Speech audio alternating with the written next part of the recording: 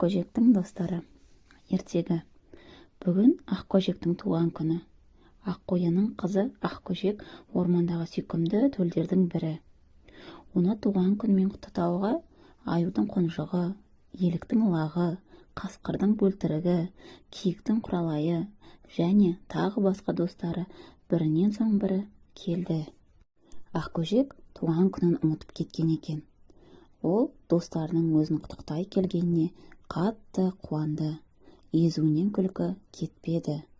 Қызының қуанышын Аққоянды бөлісіп жүр. Ол тамақ пісіріп, дастархан жайып, мәре-сәре. Аққоян төлдердің асыр салып ойнағанын көп қызықтады. Өйткені олар бірінің көңіліне бір қарап, тату-тәтті ойнады. Сәлден кейін тамақ та әзір болды. Дастарханға сәбіз, бал, көк майсадан жасалған тәтті салат қойылды. Алыстық тамақ ішу үшін төлдердің әр қайсына жеке-жеке табақ тартылды.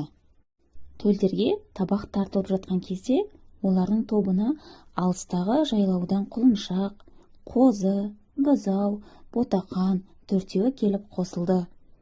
Аққоян дереу таза ыдыстарын шығарып, құлыншақ, қозы, бұзау, ботақанның алдына бір-бірден табақ қойды. Ақкөжектің достары риза болып тарады.